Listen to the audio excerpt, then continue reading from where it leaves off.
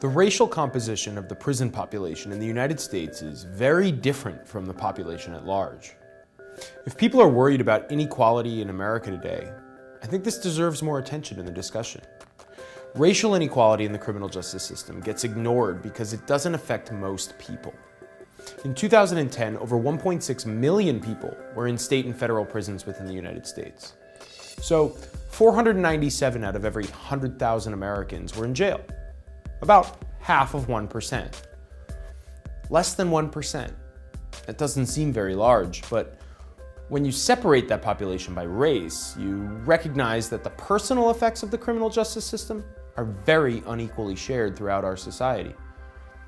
Whites make up 64% of the total population, but only 31% of the incarcerated population. Blacks represent 14% of society, but 36% of the prison population. Hispanics are 16% of America, but 24% of the American prison population. Less than 1 in 100 Americans are currently in jail, but for some races, genders, and age groups, that ratio is a lot larger. For example, if you're young, black, and male, it's closer to about 1 in 4.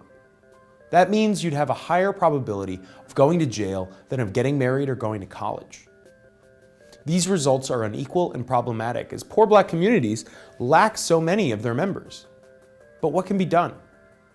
The causes of this trend are undoubtedly complicated and multi-causal. But there is reason to suggest that part of the blame is our criminal justice system itself. In the ways police officers enforce laws, in the ways that laws are written and prosecuted, and more. In many cases, it is not overt racism by individual actors. Many police officers, prosecutors, and judges are undoubtedly trying to be fair and trying to do the right thing. But economics can explain how unequal enforcement of the criminal law happens anyway.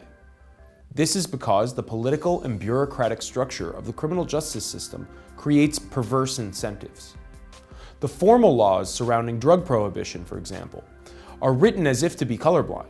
But people with different levels of wealth face different costs and benefits to participating in the drug trade. Different groups consume different drugs at different rates, and lastly, those groups are politically represented in very different quantities.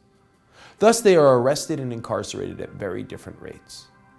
How could minority groups hope to use the political process to fix inequality when they are systematically over-incarcerated and disenfranchised? Despite noble intentions, politics often does not affect the basic incentives of costs and benefits faced by political or citizen actors. We might need a new approach to social change if we are going to address these problems. We definitely need more study into the causes of inequality, and we should admit that radical changes might be both necessary and preferable to the status quo.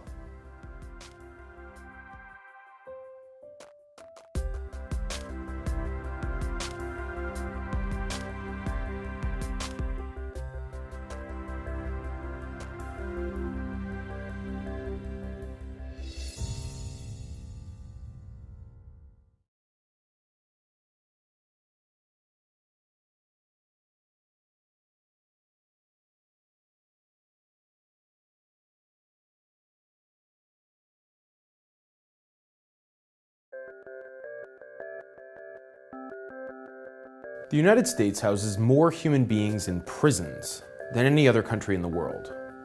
This is true whether you're counting total numbers or in relation to population size.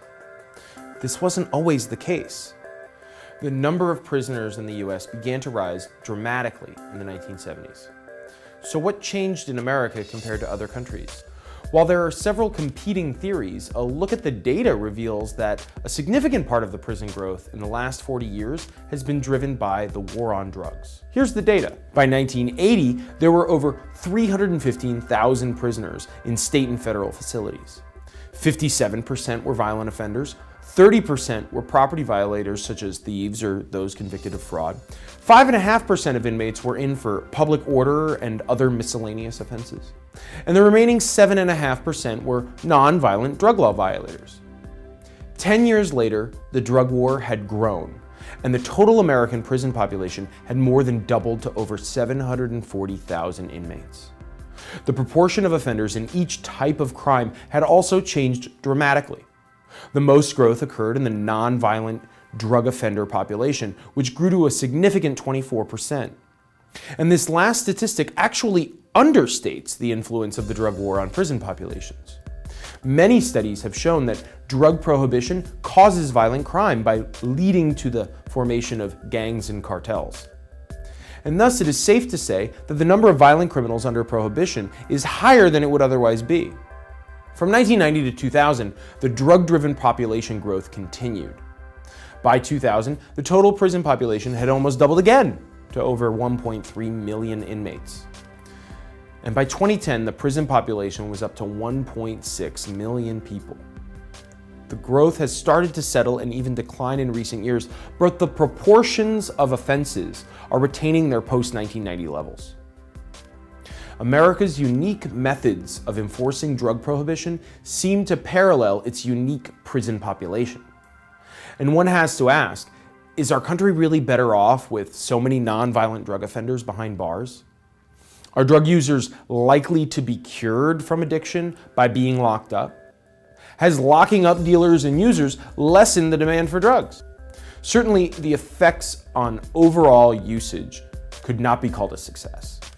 And yet we spend billions every year on this war and lock up hundreds of thousands.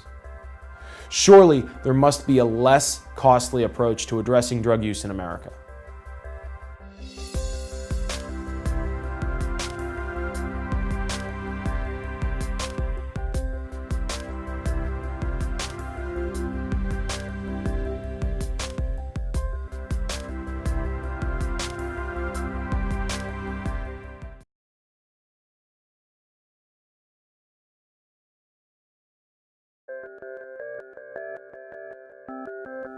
The racial composition of the prison population in the United States is very different from the population at large.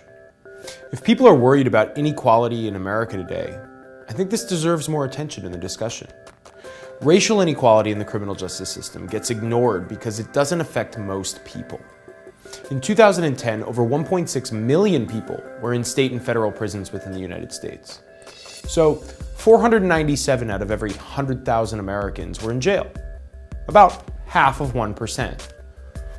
Less than 1%.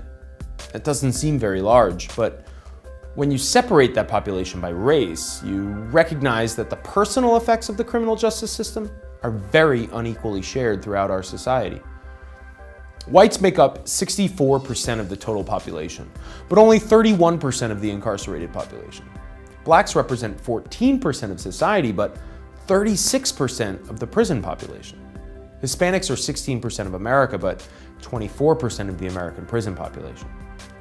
Less than 1 in 100 Americans are currently in jail, but for some races, genders, and age groups, that ratio is a lot larger. For example, if you're young, black, and male, it's closer to about 1 in 4. That means you'd have a higher probability of going to jail than of getting married or going to college. These results are unequal and problematic as poor black communities lack so many of their members. But what can be done? The causes of this trend are undoubtedly complicated and multi-causal. But there is reason to suggest that part of the blame is our criminal justice system itself. In the ways police officers enforce laws, in the ways that laws are written and prosecuted, and more. In many cases, it is not overt racism by individual actors. Many police officers, prosecutors, and judges are undoubtedly trying to be fair and trying to do the right thing.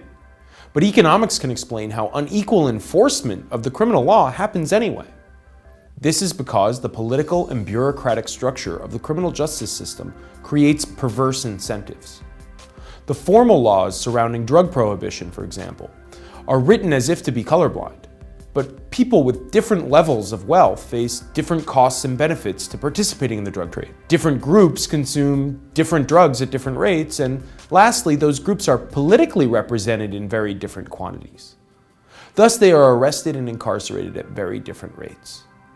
How could minority groups hope to use the political process to fix inequality when they are systematically over-incarcerated and disenfranchised? Despite noble intentions, politics often does not affect the basic incentives of costs and benefits faced by political or citizen actors. We might need a new approach to social change if we are going to address these problems. We definitely need more study into the causes of inequality, and we should admit that radical changes might be both necessary and preferable to the status quo.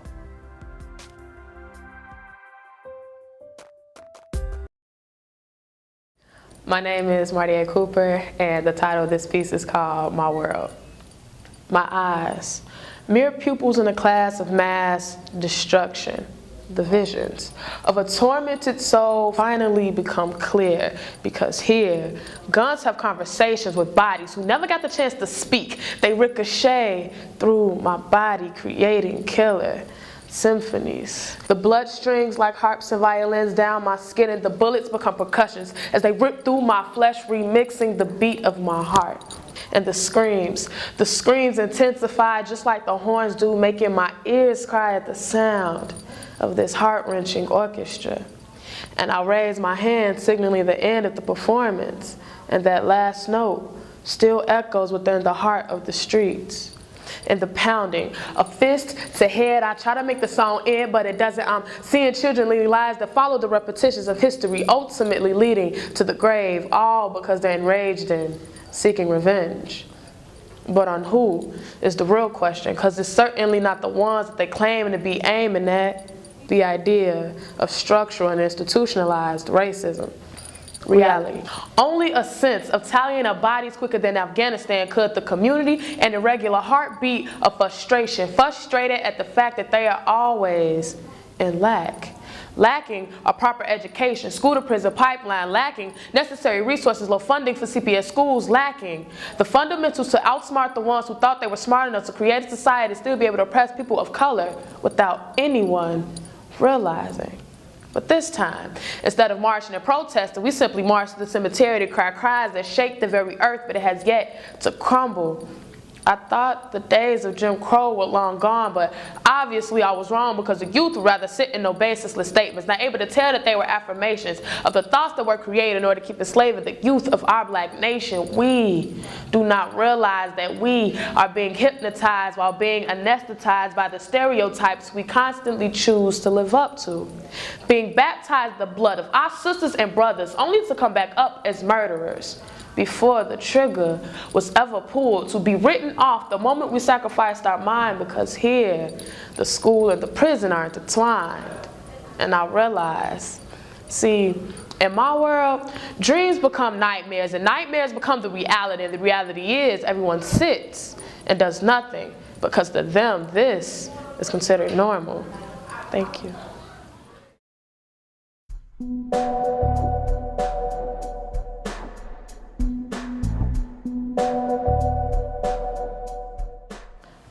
The poem came about because we have senior project here, and my senior project is basically about institutionalized and structural racism, and I'm very passionate about this because the whole school to prison pipeline thing and then the mass incarceration of blacks, it really tugs in my heart. So when something is really on my heart, I just sit down and write.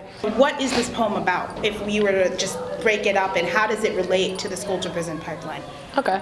The poem is basically about how in under-resourced communities, which is typically where black people live, there is a large lack of opportunities, advancements for them to get ahead in life. And this connects the school to prison pipeline because, well, our school in particular isn't a product of school to prison pipeline, but public schools around here like Manly,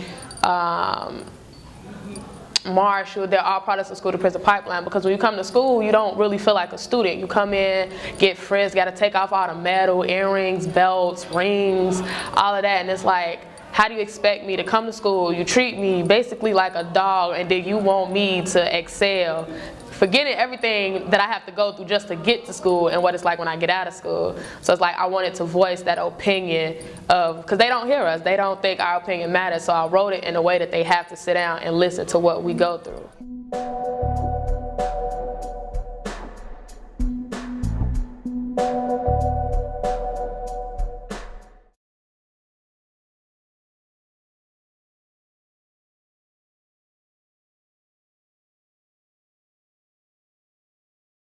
This is Democracy Now!, democracynow.org, The War and Peace Report. I'm Amy Goodman with Nermeen Sheikh. Pressure is mounting on the Justice Department to bring civil rights charges against George Zimmerman after he was acquitted of second-degree murder in the shooting death of unarmed African-American teenager Trayvon Martin. During a news conference Tuesday, Reverend Al Sharpton and other civil rights leaders called for rallies in 100 cities this weekend to demand justice for Trayvon. Sharpton also denounced Florida's Stand Your Ground law, which has since spread to about 30 other states and allows people fearing for their lives to use deadly force without retreating from a confrontation. Let us be clear. It is now because of these laws and upheld by a jury in this trial where anyone walking, committing no crime, can be followed or approached by another civilian, and they can use deadly force and say it was self-defense. That is something that is frightening and cannot be allowed to sustain itself in our society. While Zimmerman's attorneys did not directly use Florida's Stand Your Ground defense, the law impacted the instructions to the jury, who were told he, quote, had no duty to retreat and had the right to stand his ground and meet force with force, including deadly force, if he reasonably believed that it was necessary to do so to prevent death or great bodily harm to himself or another, or to prevent the commission of a forcible felony. On Tuesday, U.S. Attorney General Eric Holder condemned Stand Your Ground laws during his address to the annual convention of the NAACP. Separate and apart from the case that has drawn the nation's attention, it's time to question laws that senselessly expand the concept of self-defense and sow dangerous conflict in our neighborhoods.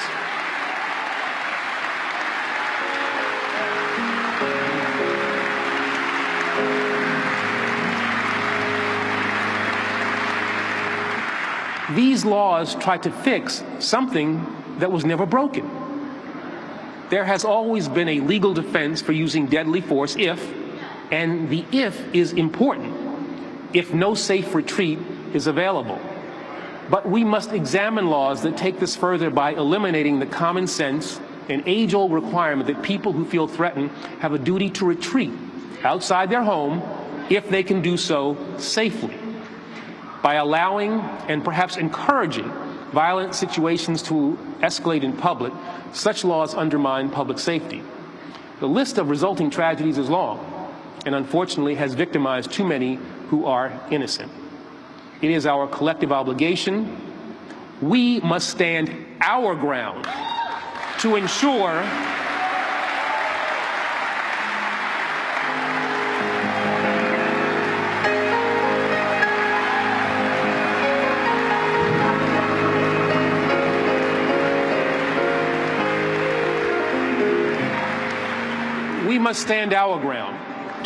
that our laws reduce violence and take a hard look at laws that contribute to more violence than they prevent. That was U.S. Attorney General Eric Holder addressing the annual convention of the NAACP in Orlando, Florida, not far from where Trayvon Martin was killed. Meanwhile, on Tuesday, protesters began a sit-in at Florida Governor Rick Scott's office to demand justice for Trayvon. The group known as the Dream Defenders is calling for a special legislative session to address Florida's Stand Your Ground law. They've vowed not to vacate the governor's office until their concerns are addressed. The musician Stevie Wonder has also come out against the law by saying he will not perform in Florida or any other state with the law on its books. Well, for more, we're going to Columbus, Ohio, where we're joined by Michelle Alexander, civil rights advocate, attorney, author of the best-selling book, The New Jim Crow, Mass Incarceration in the Age of Colorblindness.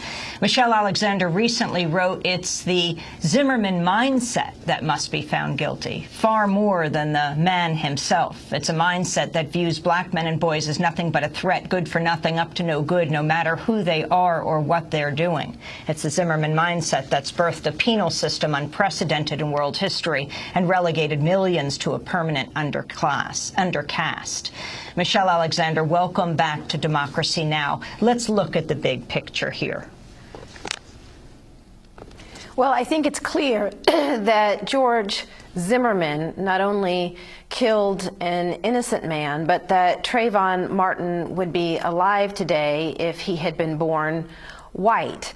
If Trayvon had been white, it is beyond any reasonable doubt that he would not have been stalked by Zimmerman, and he would not have found himself in a fight with George Zimmerman. There would have been no fight, no trial, no verdict, no dead boy. And as we reflect on what this moment means for our democracy and our racial present, I think it's critically important that we not allow ourselves to get bogged down in the details of who said what when, but rather step back and consider what this Zimmerman mindset, a mindset that views a boy walking in his neighborhood carrying nothing but Skittles and iced tea as a threat, this mindset that views black men and boys as a perpetual problem to be dealt with. This mindset has infected our criminal justice system, has infected our schools, has infected our politics in ways that have had disastrous consequences, birthing a prison system unprecedented in world history, and stripping millions of people of basic civil and human rights once they've been branded criminals and felons. It's this mindset that some of us, defined largely by race and class, are unworthy of our basic care and concern and can be dealt with harshly, written off with impunity that has led to the birth of the prison industrial complex, and I think a great deal of indifference to the plight of those who are locked up in cages and prisons, but also locked out of jobs and opportunity and find themselves trapped in ghettoized communities. Michelle Alexander, you've also suggested that if Zimmerman were actually a police officer, we would not be having this conversation. Could you explain what you mean by that and what the implications of it are? Absolutely. You know, there has been an outpouring of anger and concern because of the actions of George Zimmerman, a private citizen who profiled a young boy and pursued him and tried to confront him, perhaps. But what George Zimmerman did is no different than what police officers do every day as a matter of standard operating procedure.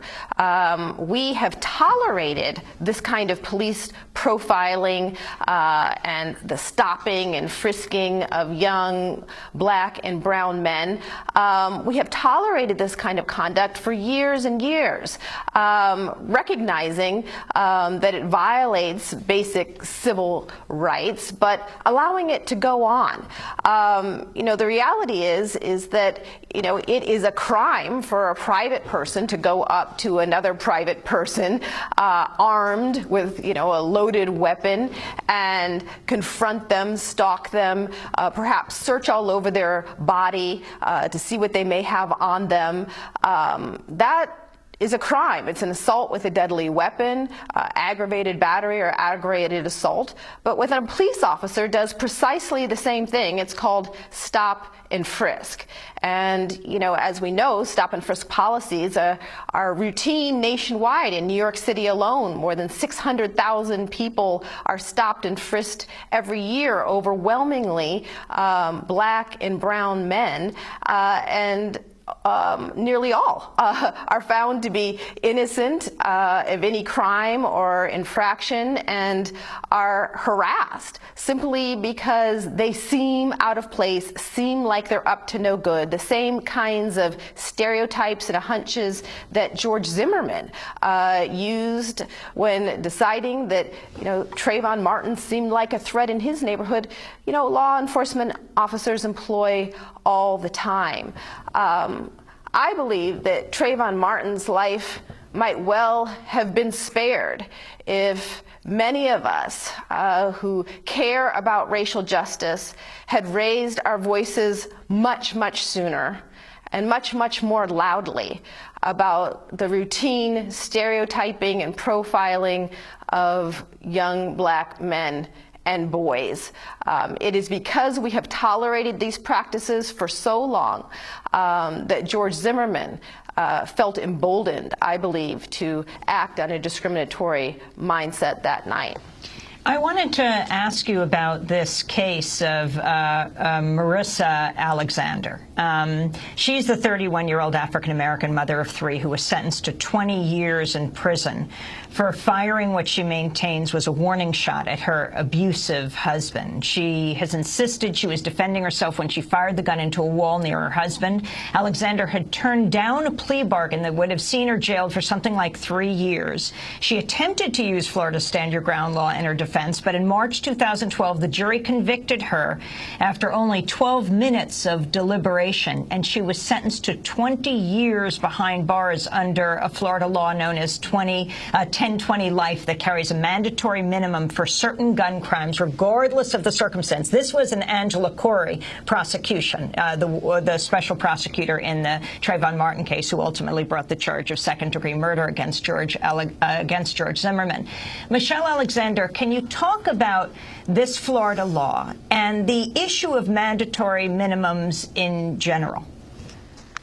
Absolutely. You know, the case you just described is, you know, a stark example of, you know, the discriminatory application of the Stand Your Ground law itself. You know, here is a woman firing shots in the air to protect herself from what she believes is an abusive spouse, and she winds up getting 20 years while George Zimmerman, you know, is released scot-free after pursuing someone, you know, based on racial stereotypes and assumptions of criminality. She received a 20-year sentence because of harsh mandatory minimum sentences that exist in Florida and in states nationwide. Mandatory minimum sentences give no discretion to judges about the amount of time that the person should receive once a guilty verdict is rendered. Harsh mandatory minimum sentences for drug offenses were passed by Congress in the 1980s as part of the war on drugs and the Get Tough movement, sentences that have helped to fuel our nation's prison boom and have also greatly aggravated racial disparities, particularly in the application of mandatory minimum sentences for crack, cocaine.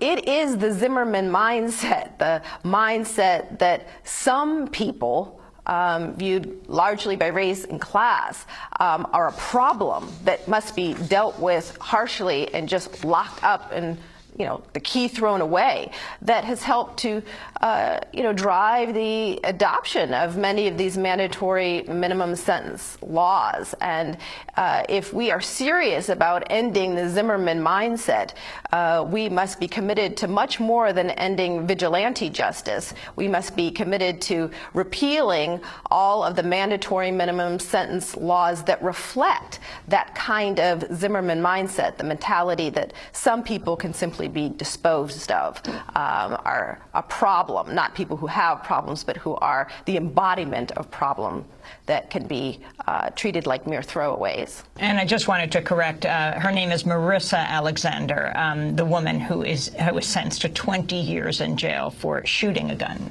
Nermeen? Michelle Alexander, you heard the comments of Attorney General Eric Holder. What do you think the Justice Department should be doing in response to this and in response to some of the trends that you've spoken of in the criminal justice system?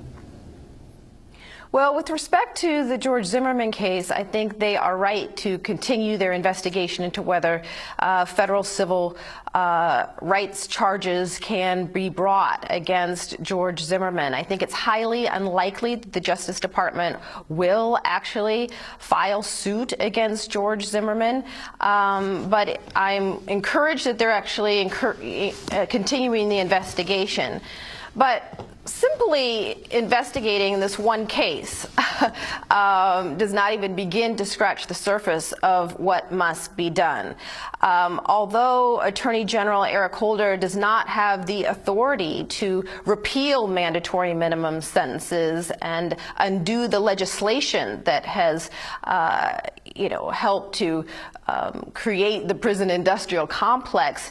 What he can do is insist that we have a national debate and dialogue. He can say that the passage of these mandatory minimum sentences was wrong, and that it was done with a discriminatory mindset, that it was done with an attitude of overwhelming punitiveness towards poor people in general and poor people of color in particular, that it has had disastrous consequences for poor communities of color, and that we must undo the harm that has been done and repeal these laws so that a more restorative and rehabilitative approach to criminal justice might be possible. He could do this. This is a conversation that I think he is well positioned to lead and to begin.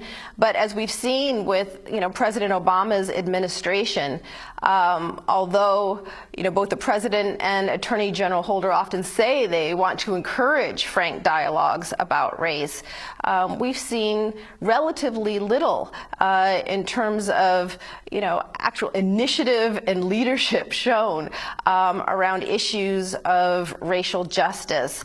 And I would hope that, in the months that follow the Trayvon Martin tragedy, that we will see much more courage and bold leadership coming from the Justice Department. Michelle Alexander, I want to ask you to stay with us. We're going to break quickly. Michelle is author of The New Jim Crow, Mass Incarceration, the Age of Color Blindness. And then we're going to come back to talk about a new study of African Americans killed by police or security guards just in the last year. Stay with us.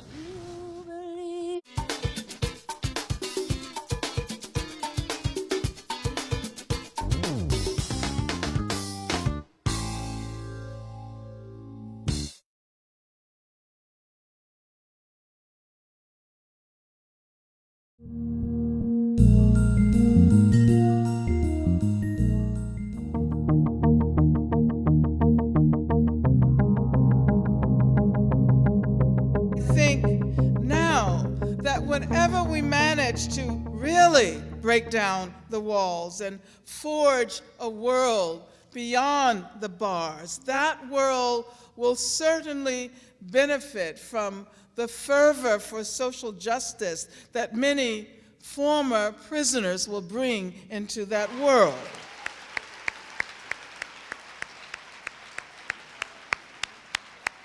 There were a lot of formerly incarcerated people at the conference, both attending and speaking on the panels, and I think in this work in general, their voice should be as loud as anybody else's voice, and sort of thinking about what the issues are, what solutions could look like. I think there's a saying, and it says something like, anything about us without us isn't for us. And I think that there's a slogan that could be well thought about in the School of Social Work across issues, but I think that's particularly important in the issue of criminal justice and incarceration. So I don't know about you, Cam, but I'm excited about tonight. So I really got excited about 3 weeks ago. So I participated in... I grew up in the South Bronx. I grew up in a neighborhood that was not too far from where President Carter came and deemed it as similar as a third world country back in the day. Just the gunshot, the drugs, the poverty. It's, so my chances of survival were slim to none. The fact that I'm sitting here right now is a miracle. I had fallen into addiction and eventually losing everything and ending up being incarcerated. And as part of picking up the pieces of my life after all this stuff had happened was kind of a re-exploration of my roots, of who I was, what had I lost in this process. And I realized that I always cared deeply about social injustice. What needs to happen now, and what I feel is happening, and you hear it a lot in congregations like this, not enough, but you hear it, is people are starting or wanting or fulminating around creating a new language that talks about social justice in a way that's completely foreign to this retribution paradigm that's happening now. My name is Kathy Boudin, and I'm a professor. This is like not what I expected.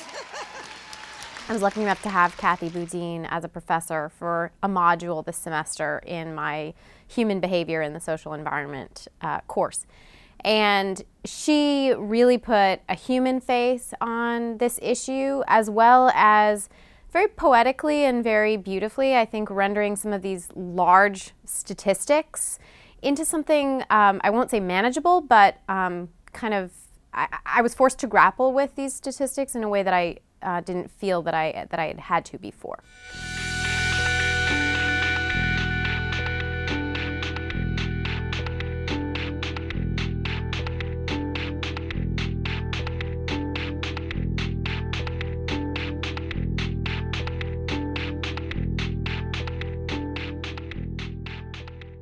Given that Columbia has enormous resources in its students, in its faculty, and its capacity to impact on policy, and we felt that asking the School of Social Work to be a site for a criminal justice initiative made a lot of sense, just in terms of the role of social workers in the world who are actually spread out into every institution and work in concrete ways to help people or to create roles for people to be able to help themselves, as well as work on policy and research. Our initial concept was that we would start at the School of Social Work, and after developing a model here, we would begin to reach out to the rest of the university. The community has something to give, and we wanted to showcase what they have to give. And it was through workshops that we have at a conference, or whether it's through panel discussions. We were also tired of talking about the issues that youth have and no youth are in the building.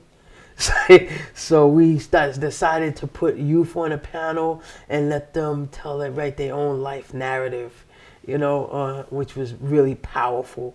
So we definitely believe in having a mixture of faculty, students, community, youth, everything, one big gumbo. So we're going to broaden a little bit the way we do this. I would like to ask for everybody here who has been affected in any way by incarceration to stand up.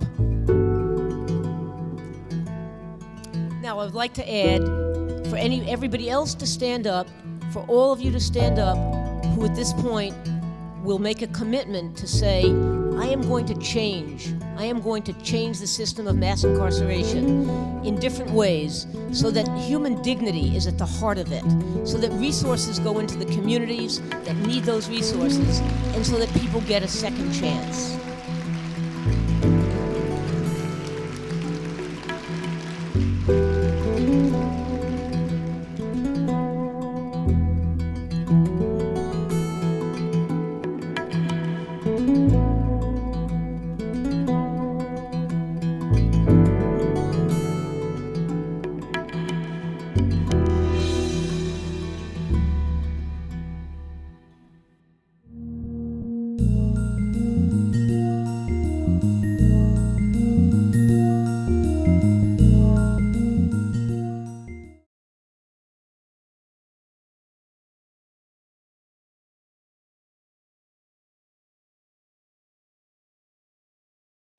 Obsessed with incarcerating our citizens. That's what it means to live in the age of incarceration. It's not just to incarcerate lots of people, but it's to develop a logic that says that incarceration is the answer. Asking for the land of the free and the home of the brave. I really want to know. And you how far it's gonna go. I mean, how it's gonna go. Yeah, and I'm really trying to see. I mean, what you think this gonna be? You think we gonna sit back and take this to go? Come on, man. Hey, yo. Land of the free, home of the slave.